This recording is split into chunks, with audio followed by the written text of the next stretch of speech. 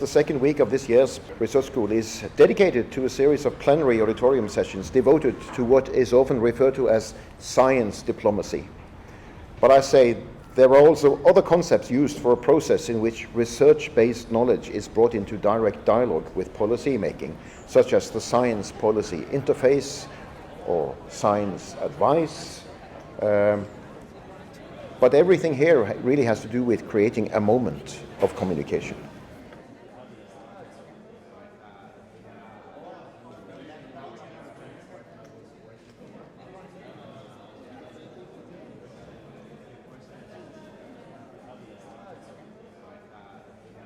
This is quite a groundbreaking arrangement we have. They get 2 minutes each to present their own research in terms of how central aspects of their work can engage directly with the 2030 agenda, with the implementation, support or critique of the Sustainable Development Goals. Communication is key. Of course. I mean, I know that if you're a scholar, you usually go deep into your field of research, and you want to have 300 pages and many hours to be able to communicate your results. But if you want people like me in a process like that to be able to utilize your knowledge, you have to be able to focus on the important things. You have to understand a little bit about what our job is about, to be able to give us the knowledge that we need. I understand it's difficult, but it is a way that they can actually influence what we're doing. Today I am looking forward to listen to the students and how they are able to explain their knowledge in a way that make other people listen than the scientists themselves. So they need to reach out to the decision makers, to the civil society and to the general public, so that all the knowledge they have through their research will be used for something good, will create impact. I'm very excited to listen to what they have to say. I hope to learn something about the science that they are doing, but also hoping that they will be able to connect the science to the world that I'm working in, diplomacy. It's tedious, it's time-taking. My name is Rahul and I come from India. I'm a human geographer by training. My major research interests are about housing, refugees, and livelihood under climate change adaptations. I knew about science and I knew about diplomacy. There was no way in which I could imagine that this could be done together, and that's what's most interesting for me in Bergen Summer Research School 2019.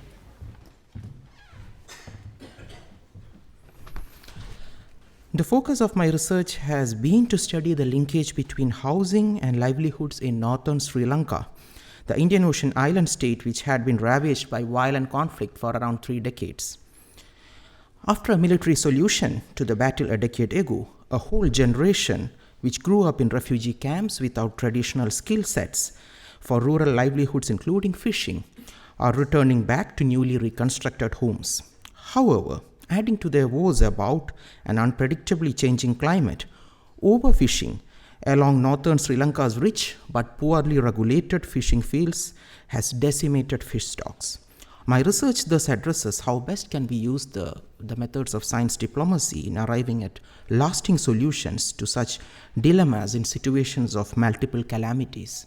Thank you.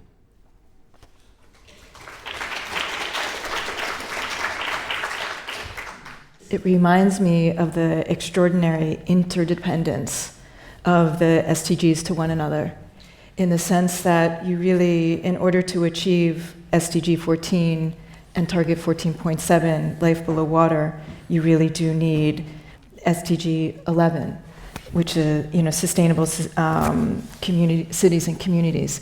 And so I think actually in many ways, that's what I hear. One of the major takeaways for me from this session was the realization that how hard it is to summarize your research in 2 minutes. I mean, I'm used to doing this in 20 minutes in presentations, but to compress it in 2 minutes, I mean, it's harder than I thought, and it has been a whole new experience. Science diplomacy is an underrated field. In fact, I would say from where I come from, this is not really taught at all in academic institutions. I mean, it's left to diplomats completely.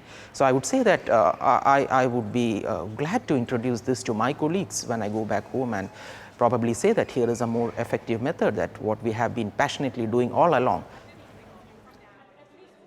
My name is Rhoda Titilokpemi Inyolua Abiolu.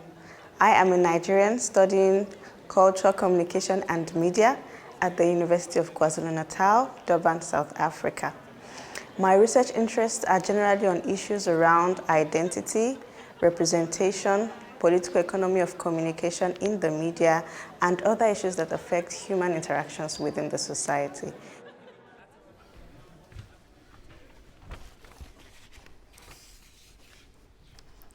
My study explores how home-based South Africans and diasporic Congolese and Nigerians maintain or adapt their cultural and religious identities within sociocultural contexts, and how this influences the dynamics between self and the other. My research advocates increased intercultural competence and cultural awareness through mediated transnational mobility. These are expounded along some of Goal 4's human and sustainable development practices listed below. 1.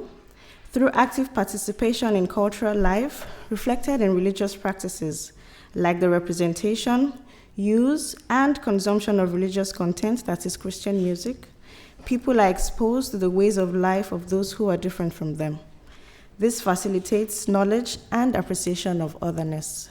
And 2, such exposures and inter/cross-cultural collaborations, especially among important stakeholders, including churches and religiously inclined artists, should be encouraged. This guarantees the development of cultural liberties and the promotion and protection of cultural expressions within religious contexts. It also safeguards the intangible cultural heritages of these people. Thank you.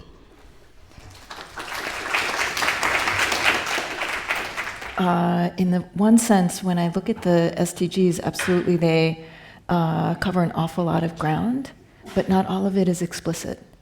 I am thinking of, again, what do we mean by sustainability in SDG 11 as we think through the development of robust, sustainable communities where their culture isn't under threat, especially for those communities that experience war, conflict, and are at the front line of the climate crisis. So thank you for that. I think it helps you to be able to think critically, so you're able to communicate what your ideas are within that short period of time, so people can have an understanding of what you're actually doing. No, but it's perfect. It's going to be really... I'm Megan Johnson. I'm from Toronto, Canada, and I'm doing my PhD at York University in theater and performance studies. My research interests are around disability performance, disability art and culture, as well as infrastructural politics and cultural policy. I think if they don't listen to you, then it's important to just find another way to communicate your message and to try to find language that might appeal to the person more, especially if we're coming from really different disciplinary backgrounds. We might not understand each other in the same way, but sometimes trying a different approach or a different tack, you can be successful. People with disabilities have, for too long, been marginalized in cultural spaces and not considered as valuable producers of culture. This discrimination has created inequalities in artistic and cultural participation and has prevented artists with disabilities from fully contributing to cultural knowledge. These kinds of disparities and exclusions are addressed by SDG 10, which aims to reduce inequality within and among countries. My research addresses this SDG by undertaking a cultural materialist analysis of the social and economic networks that sustain disability art and culture work in Canada. My research directly aligns with the second and third targets of this SDG, which aim to promote social inclusion through policies and practices that guarantee equal opportunities for all, regardless of identity or status.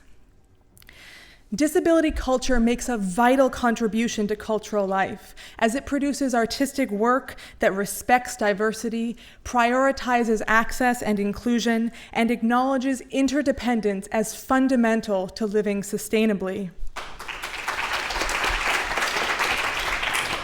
I'm very intrigued by your cultural materialist approach. So this isn't just culture on the mind, this is how culture actually is instituted. And so I'm curious to hear, and perhaps in the corridors we can talk about this, if you have any specific proposals about how you could see this would be achieved. It definitely helps to learn how to articulate your research very succinctly, so I'll take that with me and build on that. I also received some very helpful feedback from the panel, and hopefully those conversations will continue and help me to further solidify my work and my thinking around the issues. This, in a sense, is a staging of something that vaguely may look similar to events that take place in places, in locations like the UN. The time strictures are severe, the topic is defined, but somehow the messages can be extremely diverse. What is your impression so far? Well, I must say, firstly, I'm hugely impressed by everyone who has presented this morning.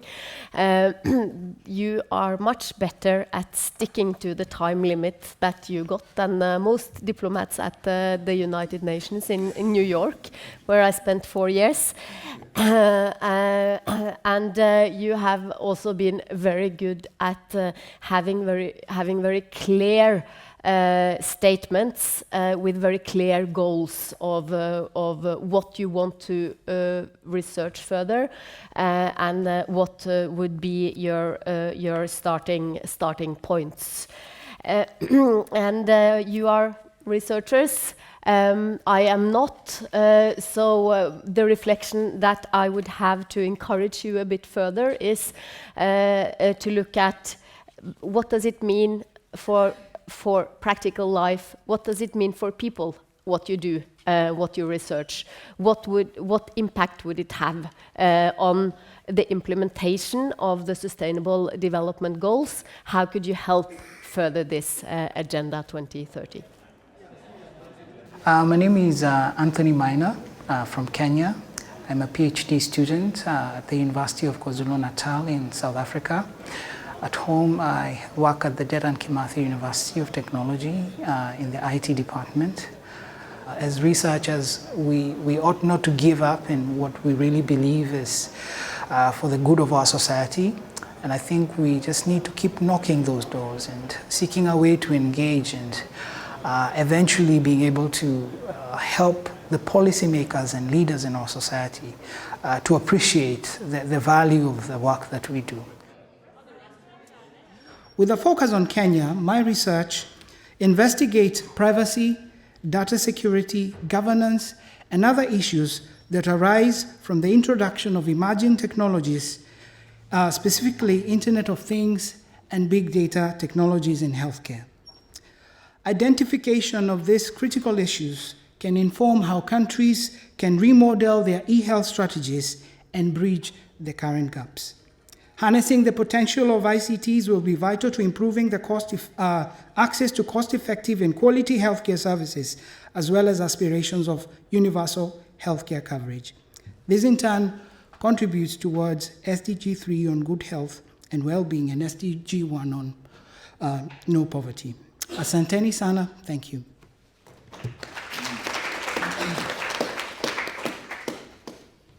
I think you are really spot on, a very important technological improvement that would need lots of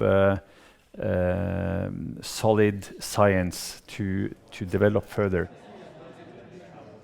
Actually, I think it's a good thing. I think I don't see it as a way to not discuss your research in detail. I think there is a place for that, but I think there is also place for discussions in a way that is brief and to the point, and in a way that can be useful to policymakers and other individuals who have the power to make choices on the work that we do as researchers. But it's not here. But how? But they will probably argue it. I'm Luay Ranko. I'm from Damascus, Syria, live in Berlin since 2015. I'm studying anthropology. Even in marketing, like if we will deal with research as a product that we need to promote, and this means we need to make it attractive, and we need to make solid messages. And I think this is what science diplomacy is about. You make a solid message, concrete, short enough, with the result that to show it to everyone. I want to argue for a new dimension of Goal 16, peace, justice, and strong institutions, by linking it with technology. When thinking about human mobility and breaking borders, sounds like an unachievable dream in any agenda, let's talk digitally. We have to add digital space to the justice goal, which is a thread running through 2030 agenda. When physical travel is limited to visa policies, digital space inhabitants maintain access to online platform for everyday practices with no need for a visa or passport. The dilemma is, what if any digital platform follows suit to any nationality-based ban? This gives rise to a need for ethical guidelines and supervising the digital institutions by clarifying the governmental influence behind them to reduce corruption which affects users everywhere. The 2030 Agenda believes that technology provides integration services. My research scales it up to humanitarian integration in online space as a border-free zone for memories and to live in synergy, at least emotionally. My concern is that my imaginary online border might soon be a real threat. My hope is to not need any future agenda for this digital threat. # no online border.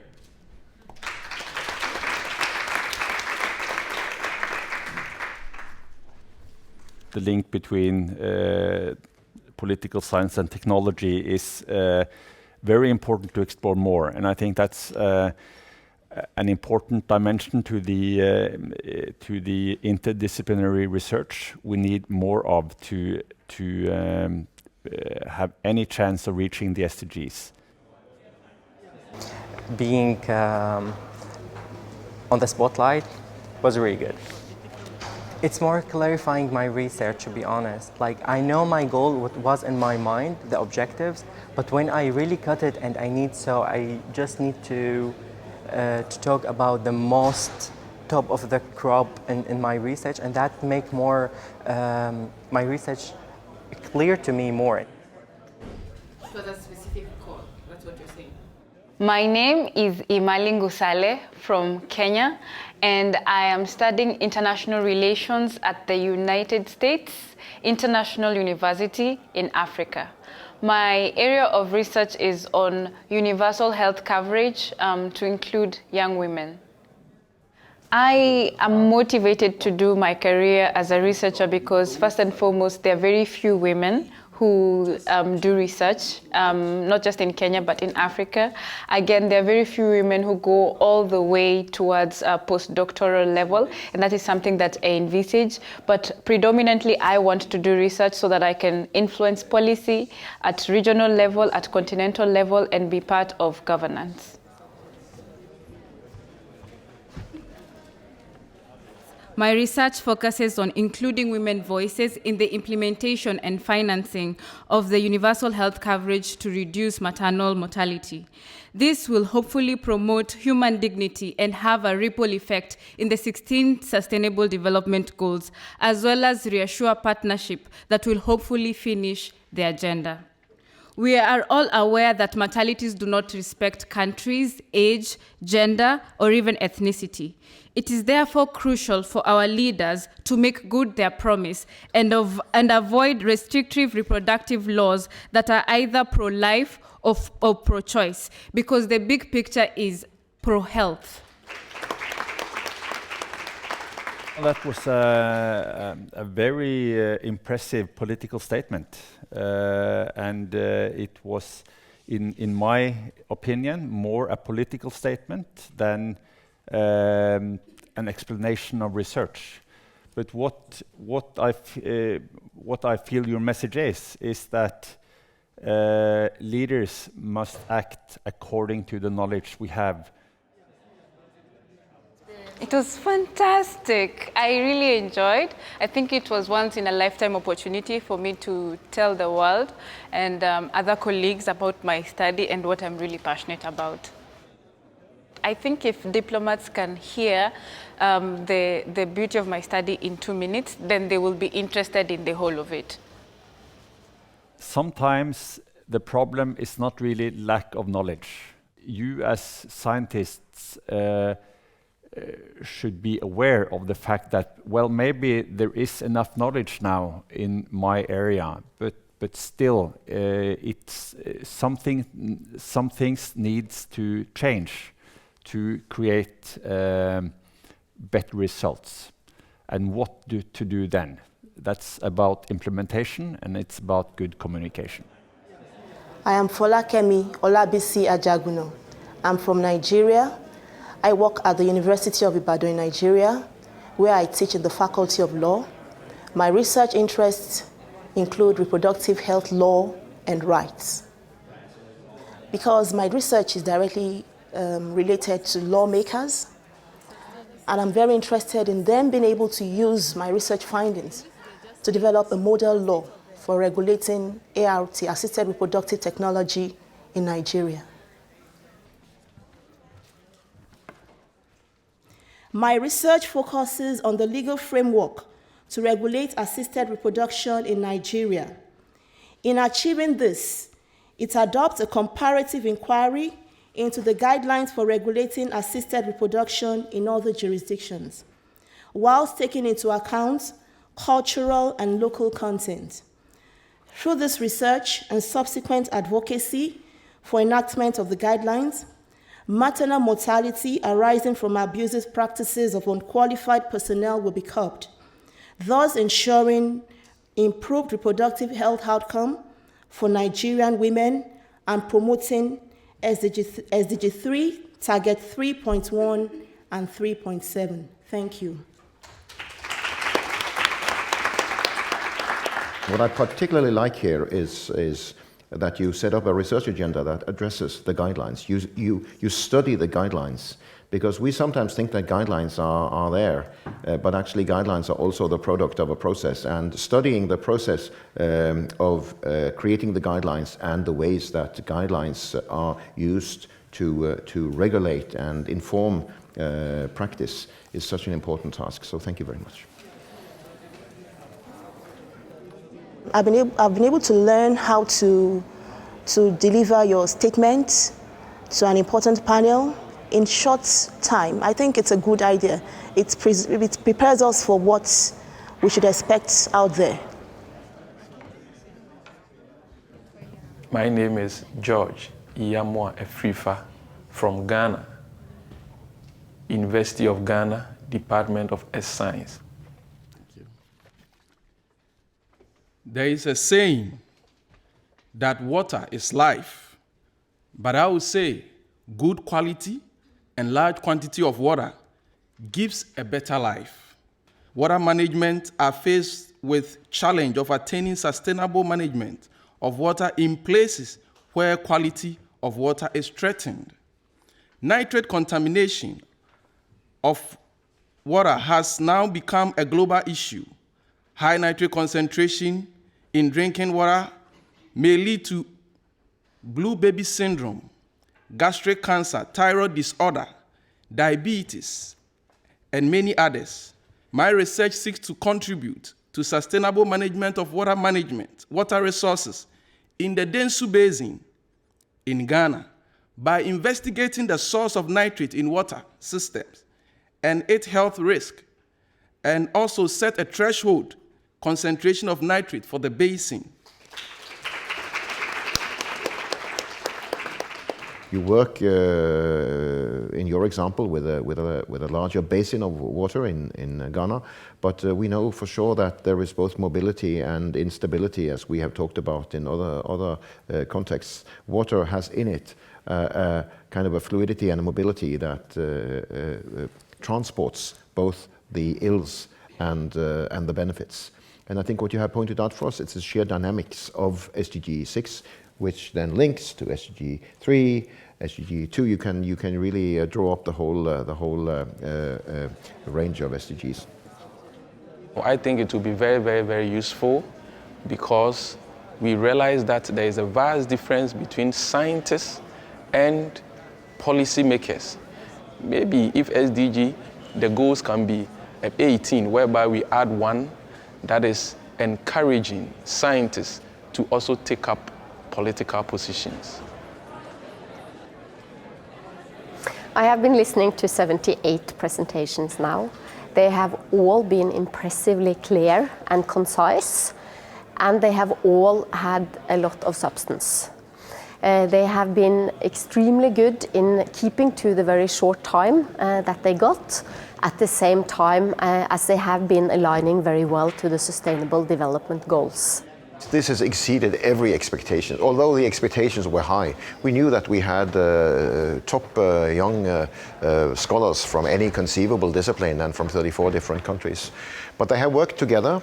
We have also seen the strong multi and interdisciplinarity of each individual course reflected in the presentations.